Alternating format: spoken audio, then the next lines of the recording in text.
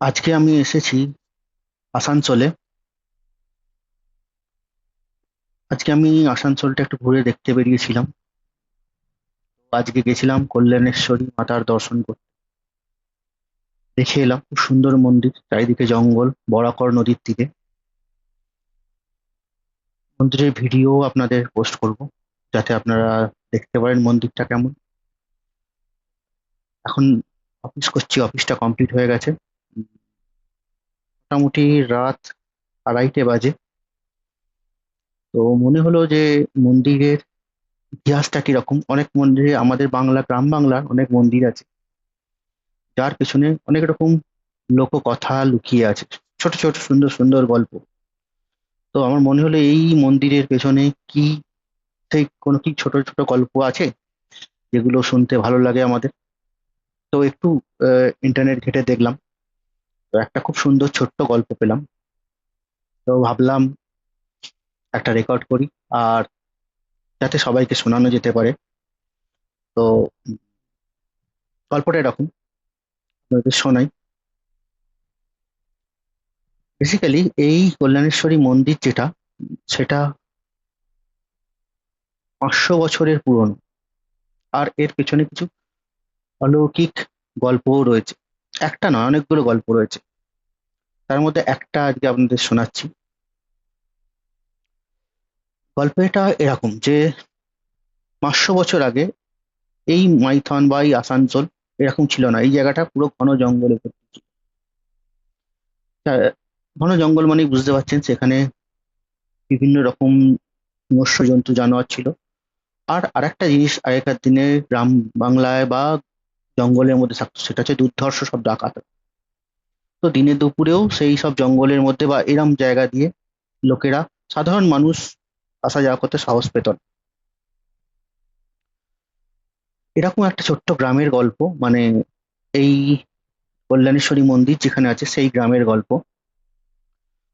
তখনকার দিনে আমাদের এখন যেমন উম অনেক রকম কসমেটিক্স এর দোকান আছে, মেয়েরা তাদের সাজসজ্জার জিনিস এই দোকান থেকে কেনে। আগেকার দিনে কিন্তু সেরকম ছিল না। কিছু লোকের জীবিকা ছিল, তারা পিঠে করে মেয়েদের সাজসজ্জার জিনিসগুলো নিয়ে ঘুরে বেড়াতো পাড়ায় পাড়ায়, আর মেয়েরা তাদের কাছ থেকে জিনিসপত্র কিনতো। সেরকমই এক দুপুরের গল্প। তাদেরকে বলা হতো শাঁখারি, যারা এই সব সাজসজ্জার জিনিসপত্রগুলো বিক্রি করতো। তো এরকম পিঠে ঝুড়ি চাপিয়ে সেই শাঁখারি উম বরাকর নদীর পথ ধরে হেঁটে যাচ্ছিলেন। চারিদিক নিস্তব্ধ। বুঝতেই পারছেন, গ্রাম বাংলা তখনকার দিনে আরো নির্জন। তো হঠাৎই সে দেখতে পায়, বেসিক্যালি শুনতে পায় একটা ছোট্ট মেয়ের গলা, যে ও শাঁখারি দাদা, আমাকে 2 গাছা লাল শাঁখারি দেবে, একটু পরিয়ে দাও না আমাকে। শাঁখারি বাচ্চা মেয়ের গল্প কথা, আওয়াজটা শুনে থেমে গেল। ভাবলো এই জঙ্গলে একা একটা বাচ্চা মেয়ে কি করছে। তো সেখানে ওই নদীর ধারে দেখলো, বরাকর নদীর ধারে একটা পাথরের উপর একটা ফুটফুটে বাচ্চা মেয়ে বসে আছে। মেয়েটিকে দেখতে অপরূপ সুন্দরী। তো দেখে তা সেই শাঁখারির মন জুড়িয়ে গেল। তো সে কিছু না বলে হাসি মুখে সে ব্যবসা করতে বেরিয়েছে। একটা বাচ্চা মেয়ে চাইছে, সে তার ঝুড়ি থেকে সবচেয়ে সুন্দর যে লাল চুড়িগুলো ছিল, সে তার থেকে দুটো চুড়ি বের করে তাদেরকে পরিয়ে দিল সেই বাচ্চা মেয়েটা। পড়ানোর শেষে শাঁখারি হাসি মুখে জিজ্ঞেস করলো যে, খুকি, এই শাঁখার এই যে চুড়িগুলো পরিয়ে দিলাম, এর দামটা কে দেবে? তো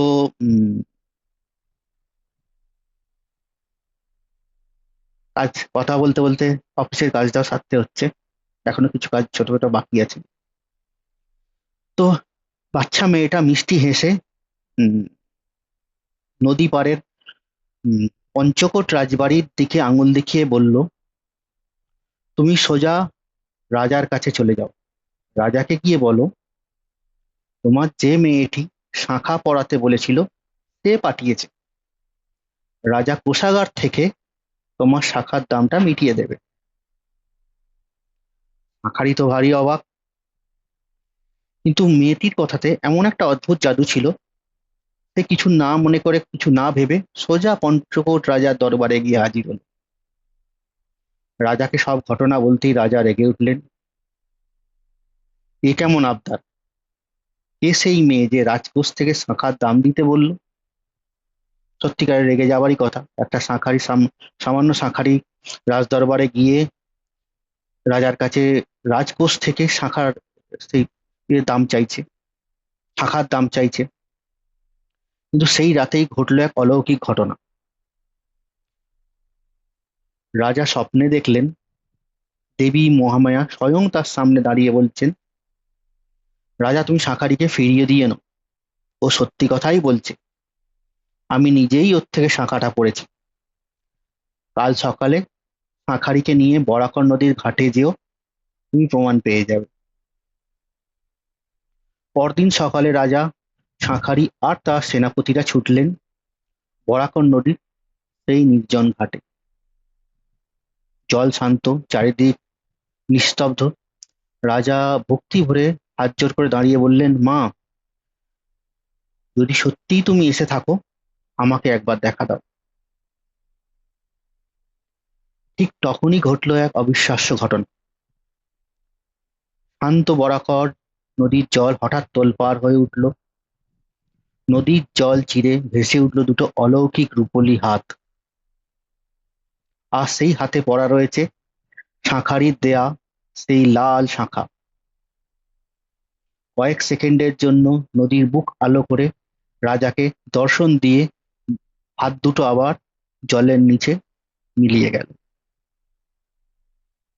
এই অলৌকিক দৃশ্য দেখে রাজা অশ্রুসিক্ত হয়ে নদীর পাড়েই হাঁটু গেড়ে বসে পড়লেন। দেবী যেখানে পাথরে বসে সেই শাঁখাগুলো পড়েছিলেন, রাজা সংকল্প করলেন সেখানেই তৈরি হবে দেবী কল্যাণেশ্বরীর মন্দির। তবে এখানেই শেষ নয়, এর আর একটু বাকি আছে, বলি। এই মন্দিরের একটা অদ্ভুত নিয়ম আছে, যা পৃথিবীর আর কোনো কালী মন্দিরে নেই, দেখা যায় না। আমি সন্ধে অবধি ছিলাম না, জানি না, কিন্তু যেটা পড়ে দেখছি সেটা হচ্ছে, বেশিরভাগ মন্দিরে সন্ধ্যায় ধূপ দ্বীপ জেলে আলোকিত আলোকময় আরতি হয়, কিন্তু কল্যাণেশ্বরী মন্দিরে সেই সন্ধ্যা আরতি হয় না।